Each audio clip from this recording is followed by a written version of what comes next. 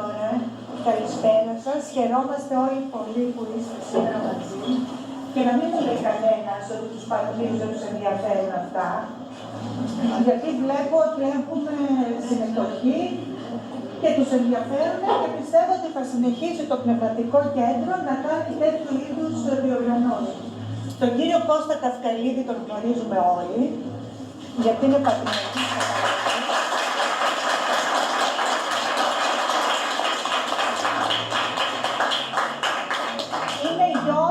Νευροψυχιάτρου Αθανασίου Καυκαλίδη, διεθνούς φήμης, και ξεκίνησε να σπουδάζει ιατρική στα 40 του χρόνια, γιατί ήθελε να συνεχίσει το έργο του πατέρα του, την έρευνα του έργου του πατέρα του, ο οποίος πέθανε νέος. Έτσι, τα δύο αδέρφια, ο Ζέφυρος Καυκαλίδης και ο κύριος Κώστας Καυκαλίδης, ο ένας από τη φιλοσοφική πλευρά και ο άλλος από την ιατρική πλευρά, έχουν συνεχίσει την έρευνα του έργου του πατέρα, που είναι η προγεννητική ψυχιατρική. Ο τίτλος της ομιλίας που θα είδατε διαδικτυακά ήταν για μια ζωή χωρίς πόνο. Όμως ο τίτλος είναι για μια ζωή χωρίς ψυχικό πόνο. Γιατί βγάλαμε τη λέξη ψυχικό. Γιατί η λέξη ψυχικό δημιουργεί τρόμο. Ο ψυχικός πόνος είναι ένα ταμπού. Είναι ένα θέμα το οποίο δεν συζητιέται. Δεν συζητιέται παρόλο που υπάρχει στην καθημερινότητά μας, μέσα από τα μίδια, που τον βιώνουμε, που τον συγκαλύπτουμε, αντί να τον αποκαλύψουμε. Ένα θέμα το οποίο δεν συζητιέται και που παρόλο διεθνώς πάρα πολλοί καλλιτέχνες, ζωγράφοι, ποιητές, φιλόσοφοι από την αρχαιότητα έχουν ασχοληθεί με τον καλλιτεχνικό, με τον ψυχικό πόνο, γιατί ο ψυχικός πόνος είναι και η πηγή της τέχνης. Σας το λέω αυτό τώρα σαν καλλιτέχνες και το λένε και οι ποιητές. Αυτό το οποίο δεν έχουμε βρει όμως μέσα από τις έρευνες είναι οι ρίζες του ψυχικού πόνου και ούτε θα τις βρούμε ποτέ. Γιατί έχει να κάνει ο ψυχικός πόνος με την αγωνία της ύπαρξης. Αυτό όμως που θα ακούσετε εδώ απόψε, ίσως να είναι μερικές ρίζες ή κάτι που θα κινητοποιήσει όλους για να δώσουν απαντήσεις σε μερικά ερωτήματα που έχουν για τη ζωή τους, τον εαυτό τους, αλλά θα είναι και μια ελπίδα για τα νέα παιδιά να σκεφτούν τι κάνουν πριν να φέρουν παιδιά στον κόσμο. Το λέω αυτό και σαν μητέρα που έχει βιώσει 2 εγκυμοσύνες. Παρακαλώ, κύριε Κώστα.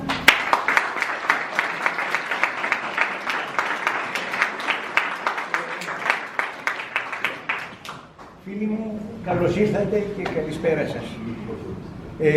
Θέλω να ευχαριστήσω από τα βάθη της καρδιάς μου το Δήμο που μας προσφέρει αυτό το χώρο και την Κατερίνα που οργάνωσε τώρα αυτή την ομιλία και όχι το 24 όπως το σχεδίαζα να το πραγματοποιήσω. Οι άνθρωποι του Δήμου μέσα σε μια μεγάλη περιπέτεια υγείας που πέρασα, χωρίς να το ζητήσω, μου στείλανε 3 φιάλες αίμα για να μπορέσω να καλύψω τις ανάγκες του χειρουργείου.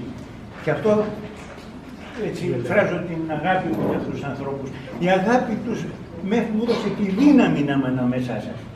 Η αγάπη αυτών των ανθρώπων.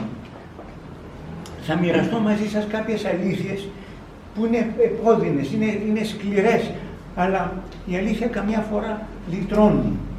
Και αυτό εκεί θα βασιστούμε. Στο μήπως μπορέσουμε να διορθώσουμε κάποια λάθη που έγιναν. Λοιπόν, επιτρέψτε μου να ξεκινήσω λοιπόν την ομιλία.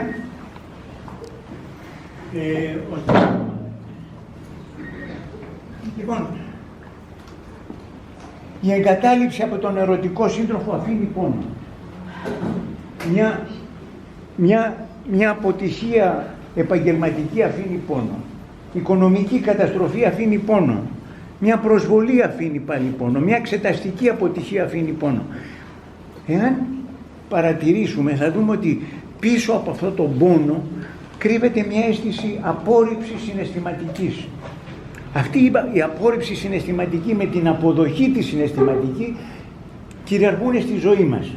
Είναι όπως το like και το unlike στα μέσα κοινωνικής δικτύωσης, που ανεβάζουμε μια φωτογραφία και μας λένε like, ναι, μας επιβραβεύουν για αυτό που πετύχαμε ή για την ατάκα που στείλαμε και δημοσιεύσαμε.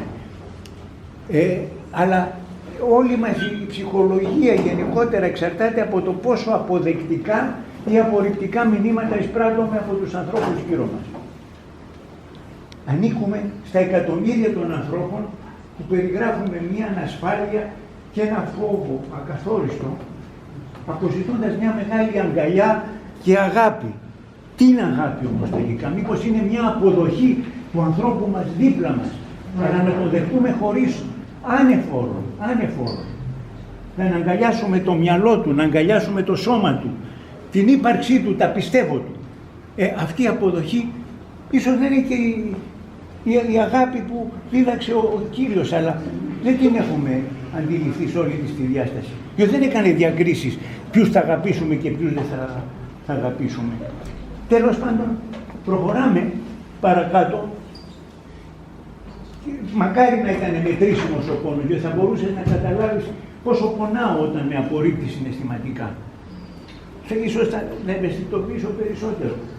Το ίδιο και εγώ θα καταλάβω τον άλλο συνάνθρωπό μου που τον πόνεσα με κάποιο τρόπο. Δυστυχώς όμως δεν είναι μετρήσιμα μεγέθη αυτά. Είναι καθαρά υποκειμενικές καταστάσεις που δεν μεταφέρονται. Κανείς δεν μπαίνει στο πετσί του άλλου να το νιώσει. Κανείς.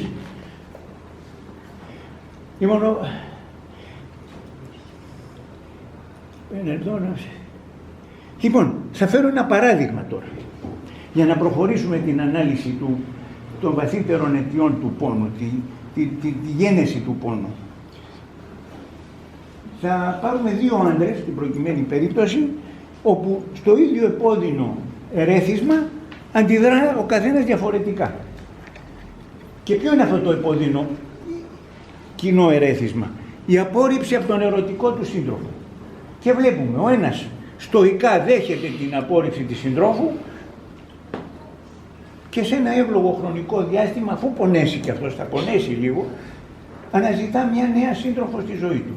Από τον άλλον, ο οποίος αντιδρά βία, μπορεί να τη φτάσει στο σημείο να τη χτυπήσει και να τη σκοτώσει. Λοιπόν, ποια είναι η διαφορά της έκφρασης του πόνου από τον έναν άντρα στον άλλο? Ποια είναι η διαφορά? Τι λέει η ψυχιατρική? Κλιμακούμενη ψυχοπαθολογία, η οποία οδηγεί σε μια ψυχική διαταραχή και αυτή οδηγεί στο έγκλημα. Μα είναι τόσο απλά. Τι έχει συμβεί? Θέτουμε δύο ερωτήματα. Μήπως υπάρχει κάποια βλάβη στον εγκέφαλο που οδηγεί σε αυτή την ενέργεια, ή μήπως ένα πολύ βαθύ ψυχικό τραύμα, το οποίο εκείνη τη στιγμή που τον απορρίπτει η συντρόφισσα η ερωτική βγαίνει στην επιφάνεια. Θα χρησιμοποιήσω δύο νευροψυχιατρικές προσεγγίσεις που ίσως μας δώσουν απάντηση στο ερώτημα.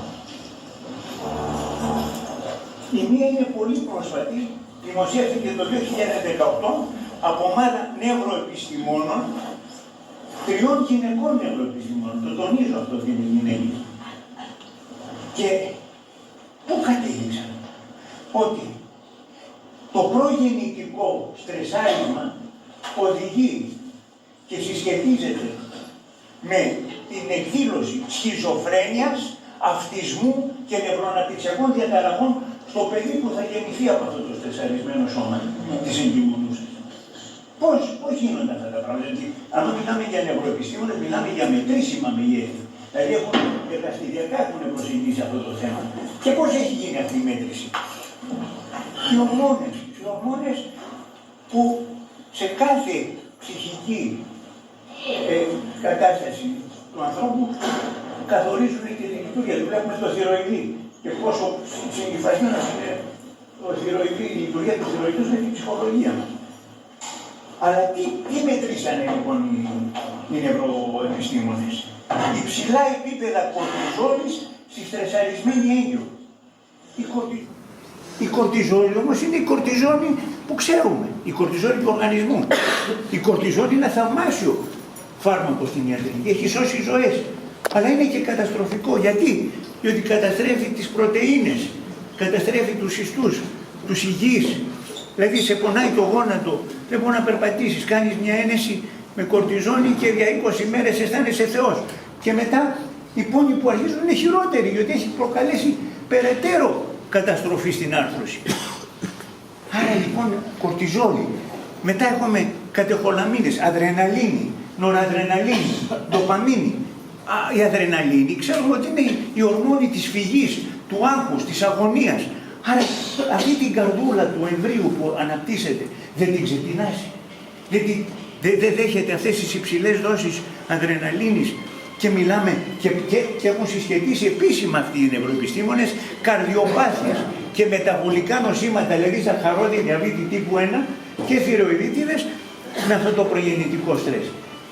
Και εδώ το συγκλονιστικό ότι κάποια από αυτά τα παιδάκια που τα παρακολουθήσανε στην ενήλικη ζωή τους, διότι αυτή η έρευνα κράτησε χρόνια, κάποια κατέληξαν για διάφορες αιτίες και βρήκανε ιστοπαθολογικές αλλοιώσεις στον εγκέφαλο, ότι η κορτιζόλη και οι άλλες ορμόνες είχαν προκαλέσει αλλοιώσεις. Άρα βλέπουμε ότι για αυτές τις ψυχικές διαταραχές δεν έχει δοθεί ορισμός για την σχιζοφρένεια, ούτε για τον αυτισμό. Το θεωρούμε ότι είναι ένα βιολογικό γενετικό φαινόμενο, ας πούμε, αλλά ερμηνεία δεν υπάρχει. Αλλά να δούμε ποιοι είναι οι στρεσογόνοι παράγοντες για την εγκυμονούσα, γιατί είπαμε ότι στρεσάρεται και οδηγείται σε όλη αυτή την ορμονική διαταραχή. Πρώτον, να σαρώσω γλίγορα τις διαφάνειες, να φτάσουμε στα αυτά τα αίτια που μας ενδιαφέρουν. Ένα λεπτό, με συγχωρείτε. Κώστα, λίγο πιο δεξιά, Ναι.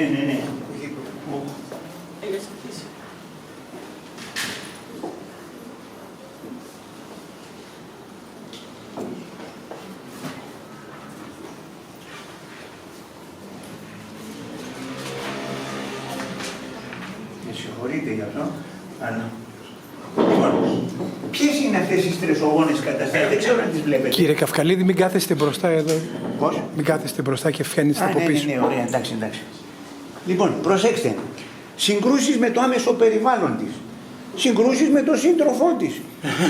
Έτσι, με τα πεθερικά, με τους γονείς. Με τον ίδιο τον εαυτό της, γιατί μπορεί να αμφιβάλλει αν θα είναι ικανή μάνα να αναθρέψει αυτό το παιδί. Να παίρνει φάρμακα, ψυχοφάρμακα κυρίως. Αν παίρνει ναρκωτικά, αν παίρνει αλκοόλ, αν παίρνει,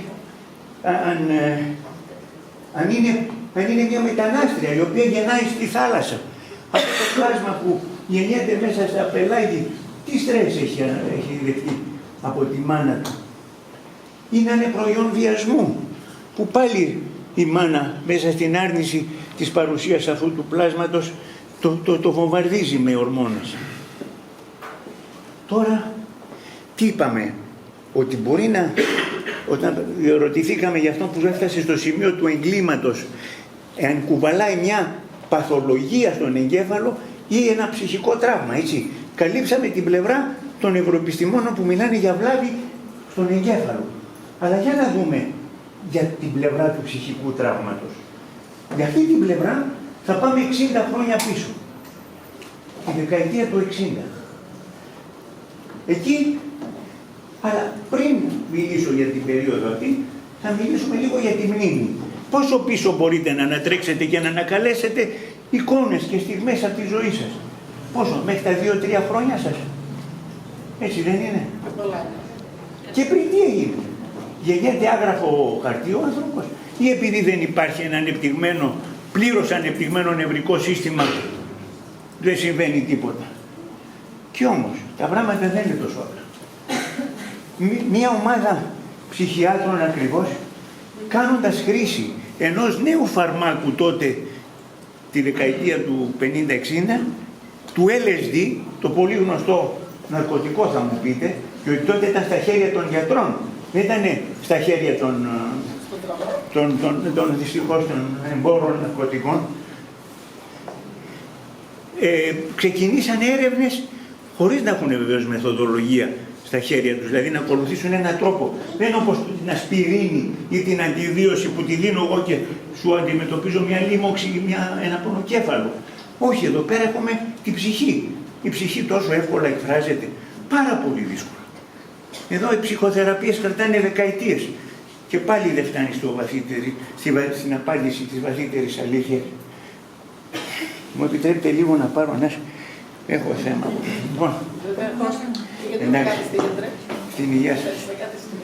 Κώστα, λίγο δεξιά γιατί είσαι προς την κάμερα συνεχώς. Ναι. Δεξιά ή αριστερά, Ναι. όχι εδώ, όχι εδώ. Είναι δεξιά ή αριστερά. Εντάξει, κάτσω λίγο.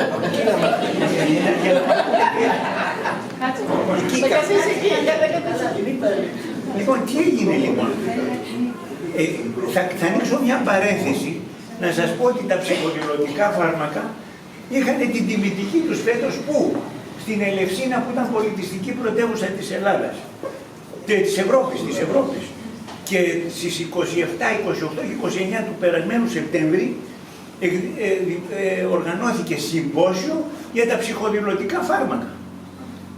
Βλέπουμε λοιπόν ένα γύρισμα και αυτό βεβαίως όχι με πρωτοβουλία της Ελλάδας, επειδή το είναι εισαγόμενη η ιστορία. Ήδη στην Ευρώπη μπορείς να κάνεις συνεδρίες με ψυχοδηλωτικά φάρμακα έναντι πολύ σεβαστού ποσού κιόλας. Στην Ολλανδία κάνεις με ψιλοκυβίνη με 5.000 ευρώ τη συνεδρία. Και τι κάνουν τα ψυχοδηλωτικά όμως? Ξυπνάνε μνήμες που είναι καταγεγραμμένες στο νευρικό μας σύστημα. Και τις ξυπνάνε ατόφιες όπως ήταν τότε στο μακρινό παρελθόν. Δηλαδή ακόμα και το χέρι σου αν είχε σπάσει και αναβιώνεις εκείνη την εποχή θα νιώσεις τον ίδιο πόνο. Πόσο περίεργο έτσι, πώς καταγράφονται όλες αυτές οι εμπειρίες που συνοδεύονται με έντονη συγκινησιακή φόρτιση ή με κάποιο πόνο σωματικό ίσως. Και ξαναγυρνάω τώρα στους ψυχιάτρους αυτούς ερευνητές, οι οποίοι κάνανε χρήση λοιπόν των ψυχοδηλωτικών και αναζητώντας και διερευνώντας το μη συνειδητό. Και τι είναι μη συνειδητό? Να το ξεκαθαρίσουμε. Αν έχουμε τον άξονα του χρόνου και πάνω εκεί οι διάφορες στιγμές που καταχωρούνται, και δεν καταχωρούνται όλα τα ερεθίσματα που δεχόμαστε, έτσι. Ποια καταχωρούνται? Αυτά που μας κινητοποιούν συγκινησιακά. Δηλαδή, κινητοποιείσαι συναισθηματικά ή ερωτικά από κάποιο πρόσωπο και κάνεις εβδομάδες να το ξεχάσεις. Αυτό είναι συγκινησιακό ερεθισμό. Ενώ το ότι πέρασε η θεία σου, ξέρω εγώ, το έχεις ξεχάσει σε γεγονός από μπροστά σου. Λοιπόν, βλέπω λοιπόν ότι καταχωρούνται πληροφορίες.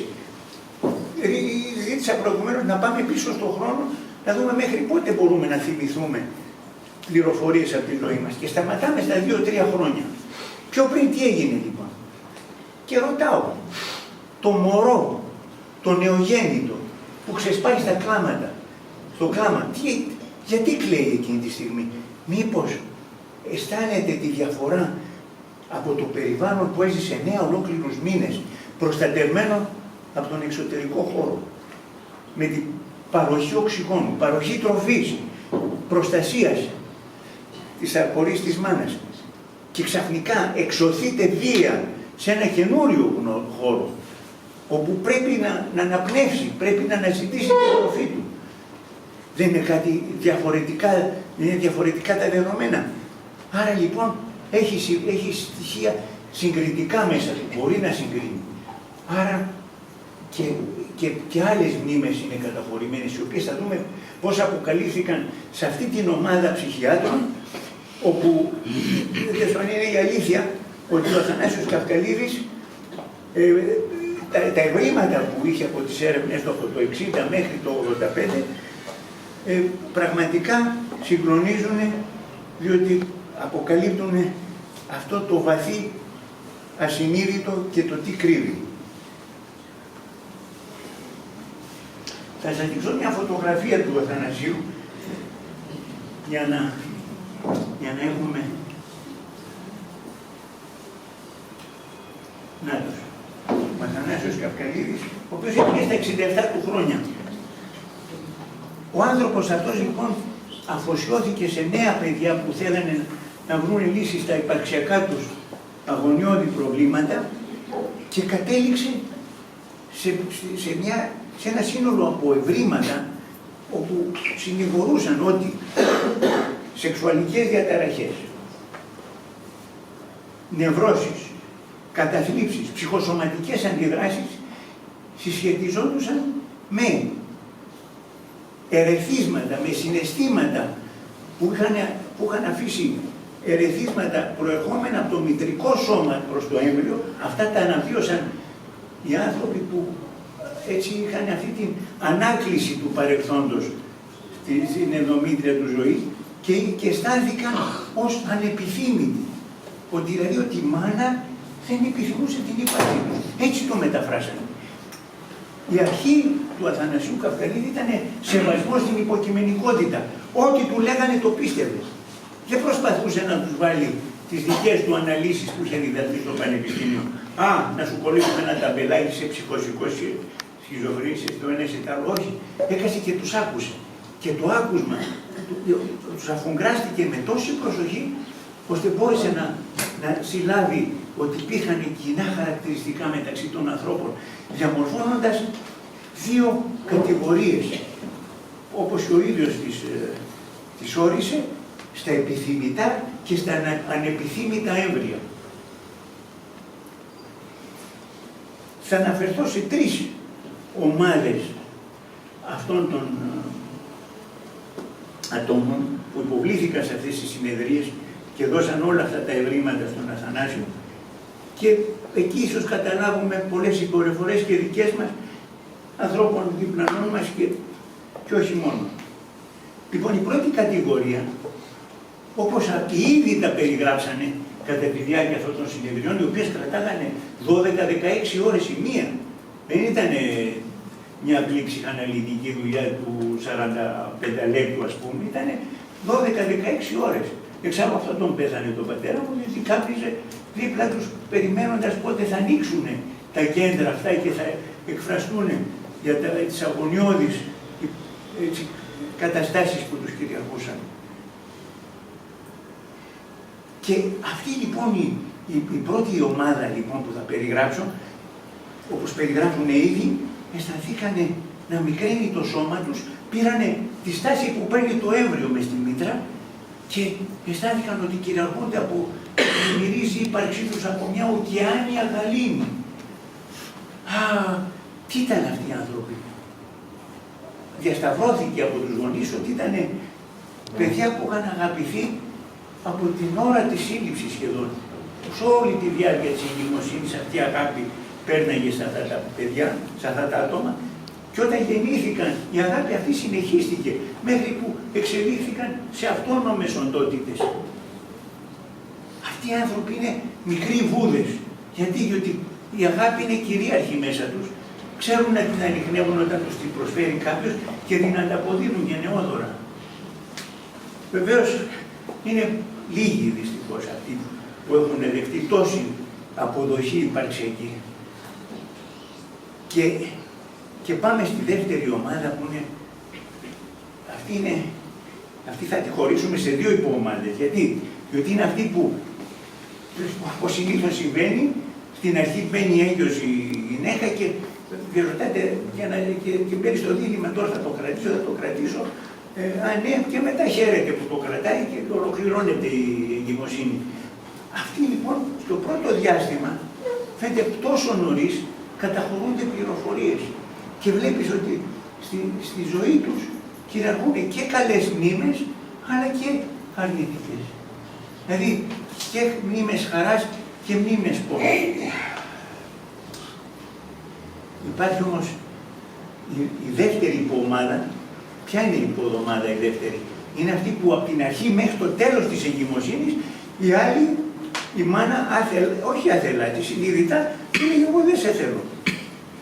Για πλήρης άρνηση της ύπαρξης που κουβαλούσε από την αρχή της εγκυμοσύνης μέχρι το τέλος. Αυτή είναι μια πολύ τραγική κατηγορία δυστυχώς απορριμμένων ανθρώπων που, όπως θα προχωρήσουμε στην ανάλυση του παραδείγματος, θα δούμε πώς εντάσσεται αυτός που φτάνει στην εγκληματικότητα στη δεύτερη υποομάδα. Από αυτούς, λίγοι ευτυχώς, φτάνουν στα όρια της αυτοκτονίας ή στην εκδήλωση ακόμα και μιας αρρώστιας που μπορεί να είναι καταλυτική για τη ζωή. Διότι είναι κυριαρχημένοι από την αρχή μέχρι το τέλος από αυτή την απορρίψη της μάνας. Δηλαδή βιώνουν με το παραμικρό, με την παραμικρή προσβολή ξαναξυπνάει μέσα τους όλη αυτή η αγωνία ότι ήταν ανεπιθύμητη σε αυτή τη ζωή.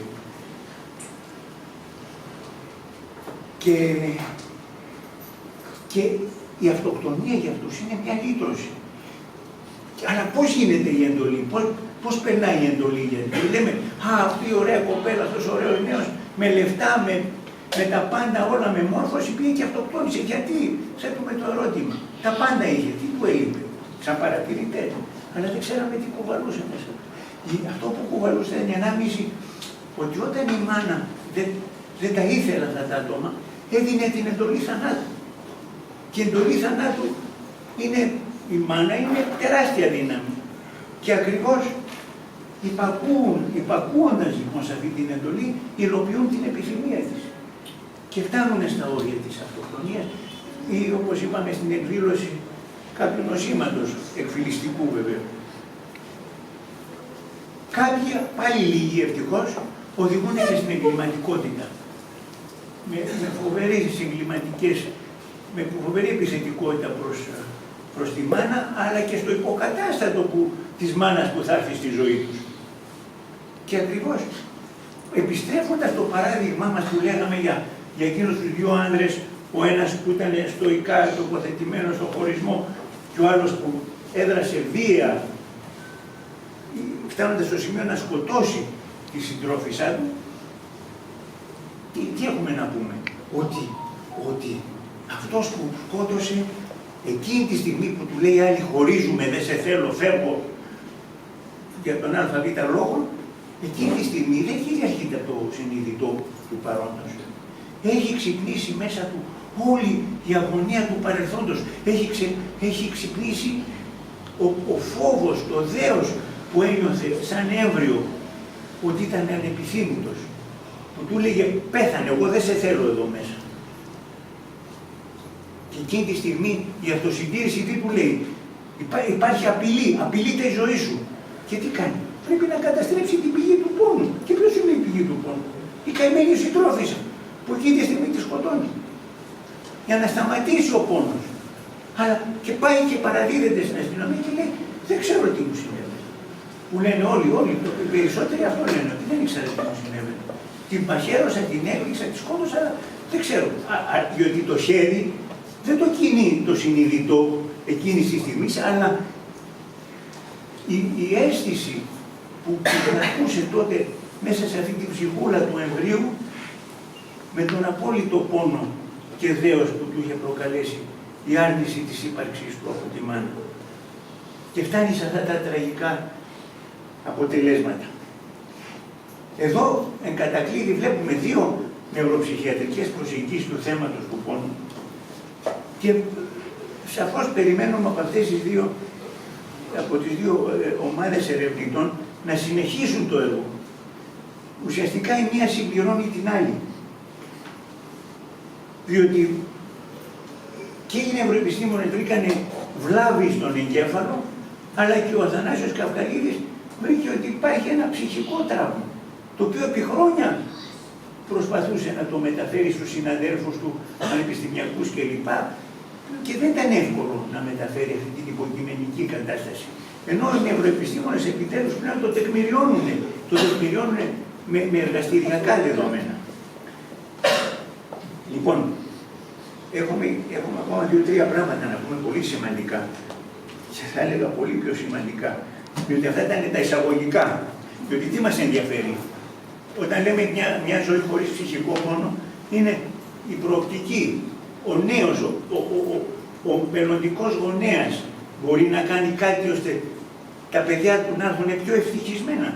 Δεν είναι ευτυχισμένα, πιο ευτυχισμένα από ό,τι είναι τώρα, πιο ευτυχισμένα.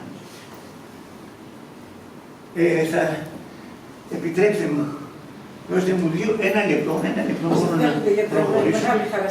Πώς,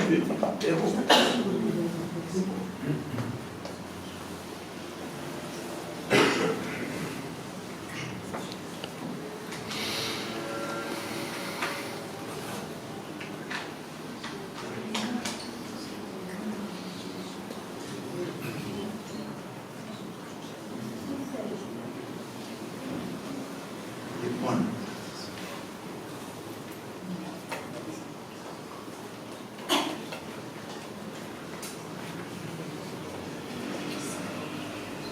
κοιτάτε να δείτε, για να μιλήσουμε με λίγο πιο επιστημονικό τρόπο, η ψυχοφυσική μας πυραμίδα έχει μια βάση, δηλαδή η ψυχολογία μας, ο ψυχισμός μας στο μέλλον έχει μια βάση από την οποία ξεκινάει. Και με αυτές τις αναλύσεις καταλήγουμε ότι πολύ νωρίς αρχίζει και διαμορφώνεται αυτό το υπόστρωμα. Έτσι, αυτό το υπόστρωμα λοιπόν, όπως το κλίμα που το άγκασε ο Γάιδαρος, αλλά από εκεί και πέρα δεν επανέρχεται. Μπορούμε λοιπόν αυτό το υπόστρωμα να το κάνουμε όσο το δυνατόν πιο λίγο, πιο ομαλό, να δεχτεί όλο αυτό το οικοδόμημα που λέγεται ψυχισμός ανθρώπινος. Διότι ο ψυχισμός είναι ο πυρήνας της ανθρώπινης ύπαρξης. Αλλά τι εξαρτάται ένας ψυχισμός? Λέμε ψυχισμός. Είναι χαρακτήρες των γεννητόρων,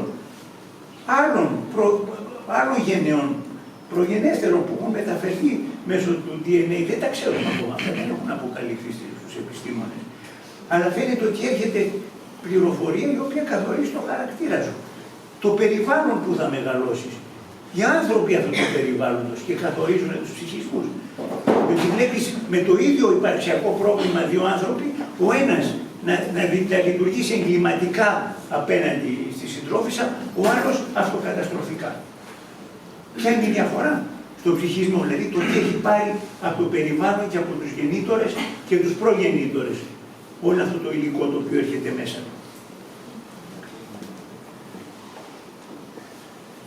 Λοιπόν,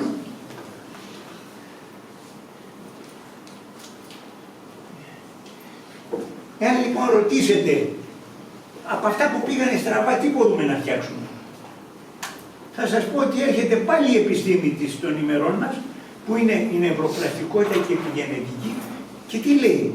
Ότι ο εγκέφαλος δεν θεωρείται πια όπως παλιότερα κάτι στατικό, κάτι που δεν δέχεται μεταβολές και τροποποιήσεις. Και όμως δέχεται. Αρκεί να το θέλουμε. Αρκεί να το θελήσει ο άνθρωπος, που δεν είναι κάτι απλό. Θέλει πειθαρχία, θέλει. Δηλαδή κάθε βήμα θα είναι δύσκολο, γιατί οι παλιοί μηχανισμοί, προσέξτε να δείτε,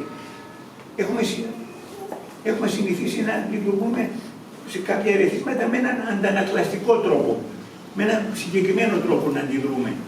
Αυτά δεν θα σβήσουν. Αυτοί οι μηχανισμοί δεν σβήνουν οι παλιοί. Θα υπάρχουν, μόνιμα θα υπάρχουν. Αλλά αυτοί οι δύο επιστημονικοί χώροι μας εγγυώνται ότι μπορούμε να φτιάξουμε νέα κυκλώματα νευρικά μες στο σύστημά μας. Δεν είναι πια εκείνος ο στατικός εγκέφαλος ο οποίος δεν δέχεται αλλοιώσεις. Μπορούμε να τον αλλάξουμε και δίπλα στους παλιούς μηχανισμούς να φτιάξουμε υγιείς που θα μπορέσουν να μας δώσουν μια άλλη ζωή, ένα άλλο τρόπο αντιμετώπισης της ζωής μας.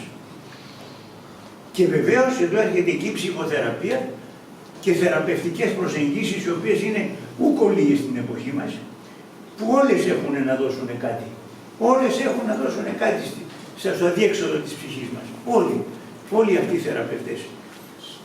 Αρκεί να τους πλησιάσουμε, αρκεί να δεχτούμε να βοηθηθούμε. Αλλά, ένα λεπτό. Λοιπόν, αλλά πάνω απ' όλα πρέπει να ισχύει αυτό. Προσέξτε το. Να αγκαλιάσουμε εμείς τον εαυτό μας. Κανείς δεν θα μας δεχτεί όσο εμείς ήδη τον εαυτό μας. Μα κανείς. Αυτός που σου υπόσχεται την υπέρτατη αγάπη, την υπέρτατη λατρεία, σε λατρεύει, σου κάνει τα δώρα, τα πάντα. Όχι. Μόνο εσύ μπορεί να δεχτείς τον εαυτό σου τόσο βαθιά. Κανείς άλλος. Να τον πάρεις από το χέρι και να βαδίσεις σε μια πορεία μοναχική, να μην είναι ερημική όμως. Εδώ η διαφορά. Μοναχική να είναι, ερημική να μην είναι. Αυτά τα είπε και ο Δημόκριτος, ο οποίος κατασπατάλησε όλη του την περιουσία, γιατί ήταν γλεκές μεγάλος. Ο Μέγας Δημόκριτος που μίλησε για το άτομο. Και σου λέει, η ζωή είναι ένας κακοτράχαλος δρόμος χωρίς παντοχείο. Αλλά έφαγε τα λεφτά της περιουσίας του στα γλέντια. Να είναι καλά, εκεί που βρίσκεται. Λοιπόν, τι θέλω να πω τώρα. Λοιπόν, ερχόμαστε σε κάποια συμπεράσματα. Όσα υπόθηκαν δεν είναι για να κατηγορήσουμε κάποιες μανάδες οι οποίες μέσα στην άγνοιά τους κάνανε το.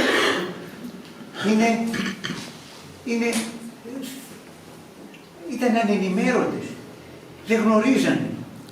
Διότι αυτά είναι πολύ πρόσφατες ανακαλύψεις για να πει κανείς να τις κατηγορήσει ότι δεν το γνώριζες. Όχι, δεν τις κατηγορούμε. Αλλά πώς η άγνοιά τους για την τόσο σημαντική φάση της ζωής του ανθρώπου μπορεί να οδηγήσει στο να γεννηθούν αθώα παιδιά με φοβίες, με αγωνίες υπαρξιακές και ανασφάλειες που θα τα κάνουν δυστυχισμένα. Δεν έχουμε περιθώρια να μιλήσουμε, γιατί ό,τι κρύβεται για τους ναρκωμανείς, ποια είναι η αλήθεια? Ότι θέλουν λίγη γαλήνη από αυτή που δεν τους πρόσφερε η μάνα τους. Και αυτό σας το λέω από περιστατικό γόνου μεγάλης αποκριστικής οικογένειας που ήταν ασθενής του πατέρα μου, και όταν μου το μου λέει, ρε Κώστα, αυτή τη γαλήνη που ποτέ δεν μου έδωσε η μάνα μου, την έπαιρνε από την ηρωίνη. Ο άνθρωπος βοηθήθηκε και παντρεύτηκε και έκανε και παιδιά. Τέλος πάντων, να είναι καλά. Αλλά θέλω να πω ότι ακόμα και πίσω από τα ναρκωτικά υπάρχει το θέμα της απόρριψης.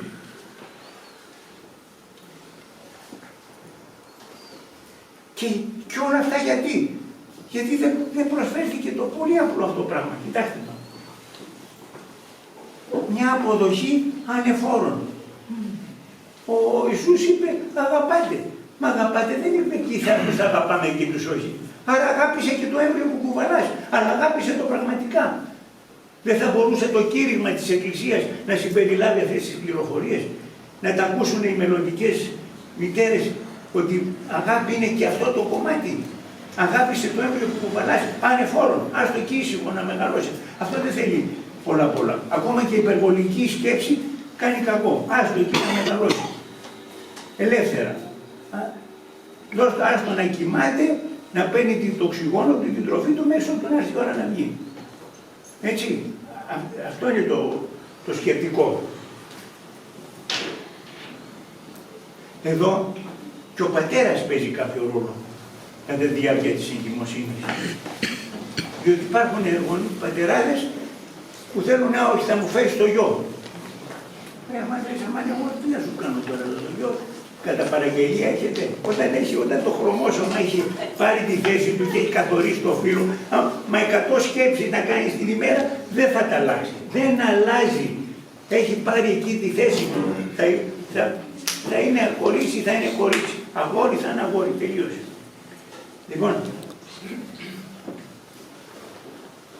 και ακριβώς είναι μια βίαιη συμπεριφορά προς την εγκυμονούσα. Εντάξει, αυτά είναι πιο σπάνια, αλλά και αυτά επηρεάζουν. Και εδώ είμαστε όλοι μας που αυτή τη στιγμή, ανακαλώντας τις σχέσεις με τα παιδιά μας, λέμε κάπου κάναμε λάθη. Και τι είναι το πιο απλό από όλα που μπορούμε να κάνουμε σε πρώτο χρόνο?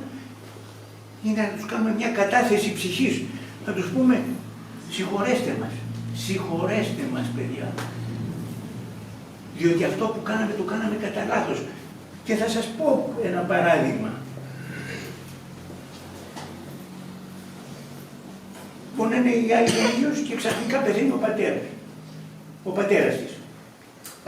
Τι γίνεται τώρα? Ο πατέρας παίζει πολύ τεράστιο ρόλο για μια κοπέλα όταν η σχέση της με τη μάνα είναι λίγο διαταραγμένη. Λοιπόν, ο πατέρας φεύγει από τη ζωή αυτής της κοπέλας, πραγματικό περιστατικό. Και εκείνη τη στιγμή, παρόλο που είχε το πρώτο παιδί αγόρι, εγκυμονούσε τώρα, λέει όχι, τώρα θα φέρω το Γιώργο μου. Το όνομα του πρώτου είχε πάρει του πεθερού, έτσι. Λοιπόν, όχι εγώ, τώρα θα φέρω το Γιώργο μου. Λοιπόν, γεννήθηκε η Γεωργία, η οποία η Γεωργία είναι ανάπηρη αυτή τη στιγμή. Διότι κατέληξε στο γεννηματά να της βάλουν ένα βηματοδότη στον εγκέφαλο για να τη γλιτώσουν από τους σπασμούς που είχε αυτό το κορίτσι στη μετέπειτα ζωή του, όταν άρχισε να μεγαλώνει. Αυτό το έφερα σαν παράδειγμα. Έτσι, αλλά πάμε παρακάτω. Και να ζητήσουμε τη συγχώρεσή τους. Ακόμα και με δάκρυα, με ειλικρινή δάκρυα, έτσι, όχι με σφίξιμο. Να καταθέσουμε την ψυχή μας, να πούμε παιδί μου σε πόνεσα, συγχώρεσέ με. Έτσι ήταν τα πράγματα. Ήθελα να δώσω το όνομα του πατέρα μου. Είχα ήδη το κορίτσι και ήθελα ένα αγόρι. Είχα το αγόρι και θέλω ένα κορίτσι. Αυτά όλα δυστυχώς επηρεάζουν μαθήματα.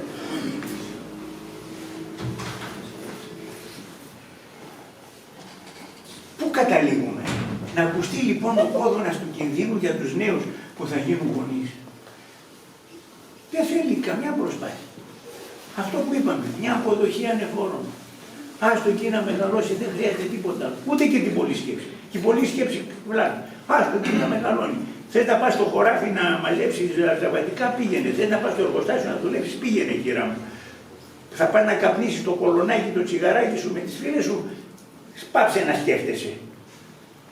Γιατί κάτι που είχε πει ο πατέρας μου ήταν ότι τα περιστατικά που προερχόντουσαν από την εργατική τάξη ήταν πολύ πιο εύκολα στο ξεπέρασμα της ψυχικής τους διαταραχής από τη γόνη αστικών οικογενειών.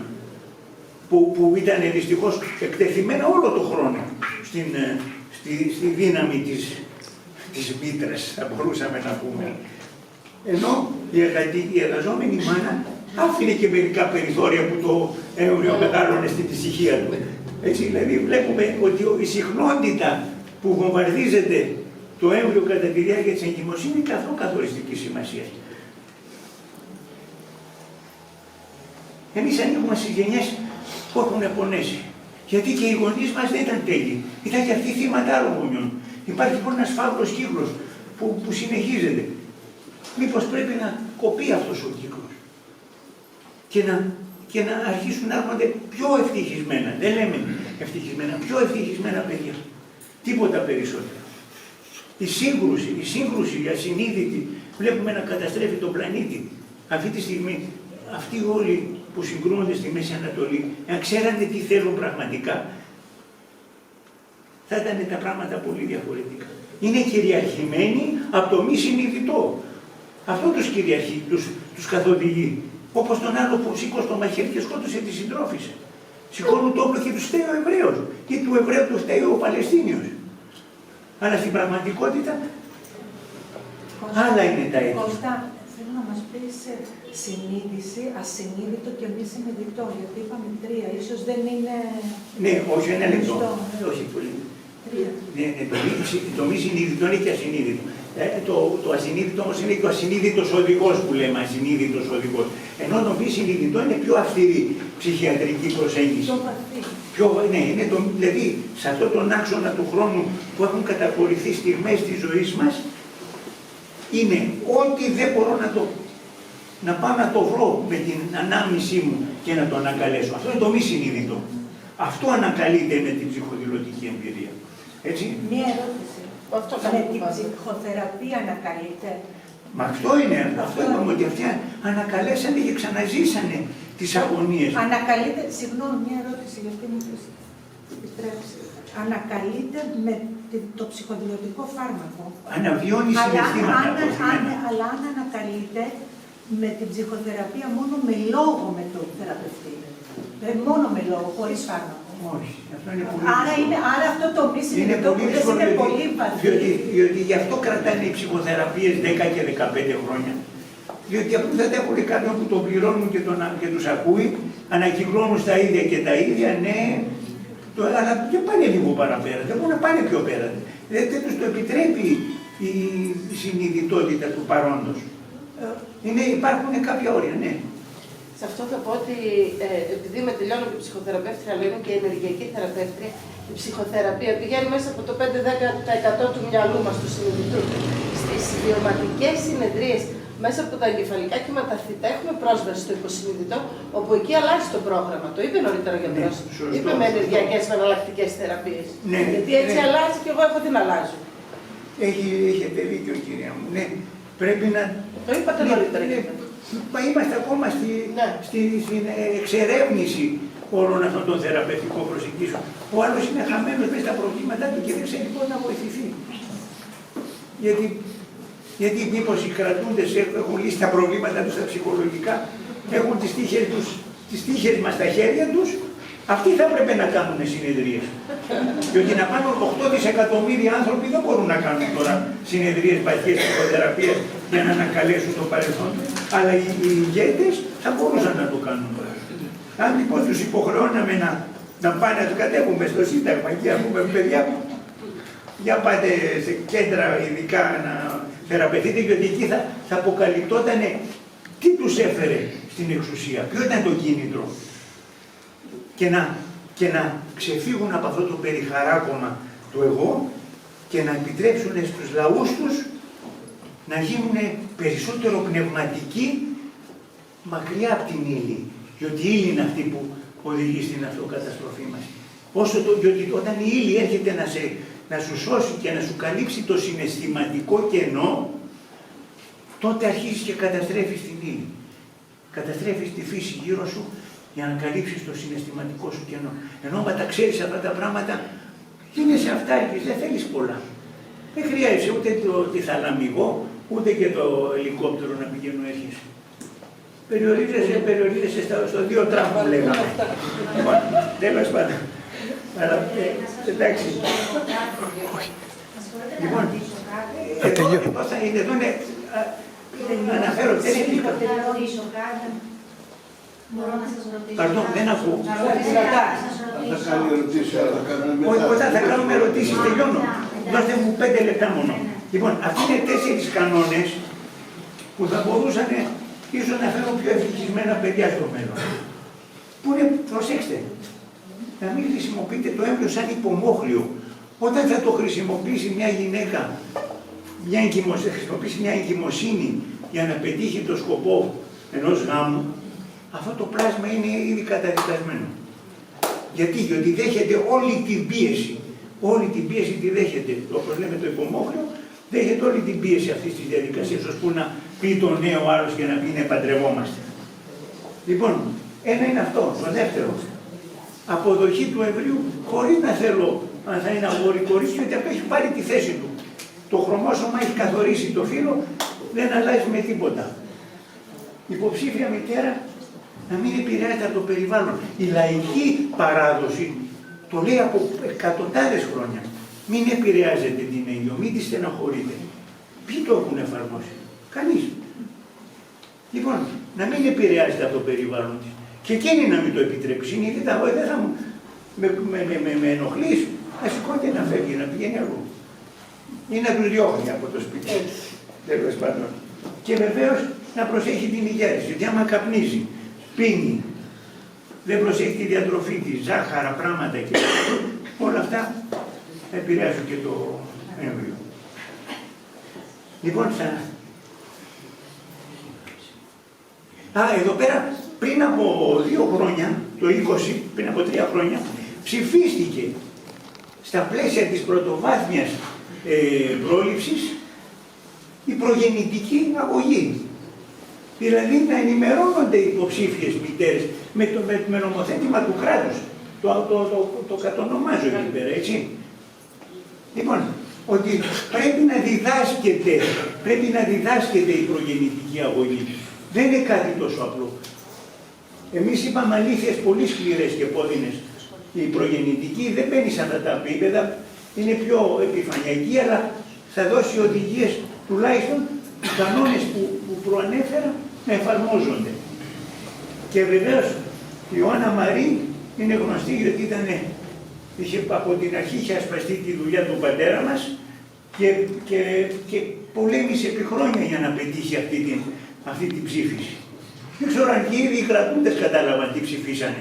Διότι έχει ενδιαφέρον. Διότι πριν από τους εμβολιασμούς αναφέρεται η προγεννητική αγωγή. Αυτό είναι απόσπασμα.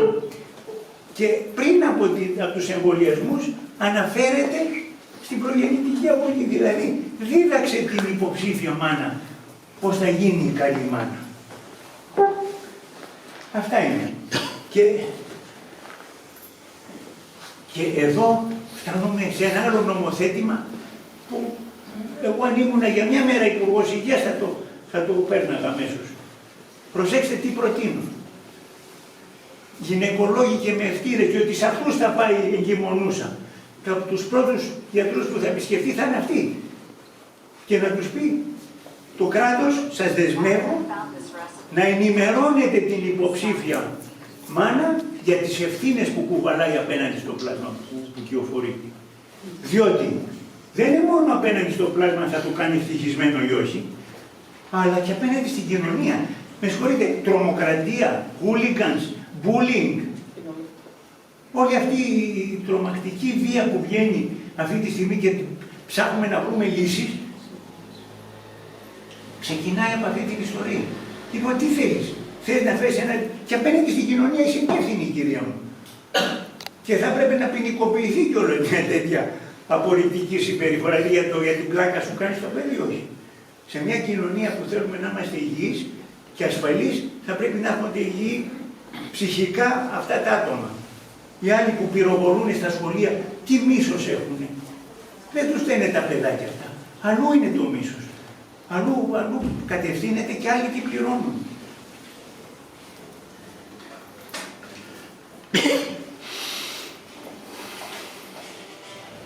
Λοιπόν, αυτό λέω ότι αν γεννηθεί με μια αίσθηση θανάτου αυτό το παιδί, θα προκαλέσει τον πόνο γύρω του. Είναι νόμος ότι πρέπει να εξισορροπήσει και η εξισορρόπηση έρχεται με την αντίδραση. Άρα αν τον έχουν πονέσει θα προκαλέσει πόνο και οδηγείται σε αυτές τις ακραίες εγκληματικές συμπεριφορές. Και θα σας αφέρω από το αρχείο της Πόπης Μπούνια Πασπαλιάρη από το Βόλο, αείμνηστης φιλολόγου, ένα απόσπασμα από μία απόδοση της Μύδιας του Ευρυπίδη, όπως μου ήρθε στα χέρια από την Ιωάννα τη Μαρή προσωπικά. Λέει, αχ κόσμε, μακάρι εσένα υπέτειο να θεωρούσα για ό,τι σε μένα έκαμα κακό, που ίδιο δεν στάθηκε ως τώρα, αλλά τη μάνα μου φτέχτρα θα πω και υπέτεια, γιατί σαν στα κατάψυχρά της πλάχνα με κυοφορούσε, μονάχα του κακού τη σκέψη αφήνε να με φτάνει και συμφορές να γίνω εγώ η αιτία να έρθουν και άξα για τούτες να θρηνήσω να μην είμαι. Για να θυμηθούμε το μύθο, τελείωσα ουσιαστικά, για να θυμηθούμε το μύθο της Μύδιας, το σκάει με τον Ιάσονα, πετσοκόβει τον αδελφό της για να καθυστερήσει τον πατέρα της που τους κυνηγάει. Φτάνουν στην Κόρινθο και ο βασιλιάς της Κορίνθου πασάρει εντός εισαγωγικών, την κόρη του στον Ιάσονα. Από τι κυριαρχείται η Μύδια? Από μια απόρριψη. Διότι η μάνα της ήταν μια μάγισσα, φρικτή μάγισσα ήταν η μητέρα της Μύδιας, δεν θυμάμαι το όνομά της. Και της ξυπνάει όλη αυτή την καταστροφική μανία που φτάνει και στο να δηλητηριάσει τα ίδια της τα παιδιά. Αυτή η στίχη της αρχαίας τραγωδίας από τα βάθη του χρόνου ίσως να κρύβουν την ίδια αλήθεια που προανέφερα. Ευχαριστώ για την προσοχή σας.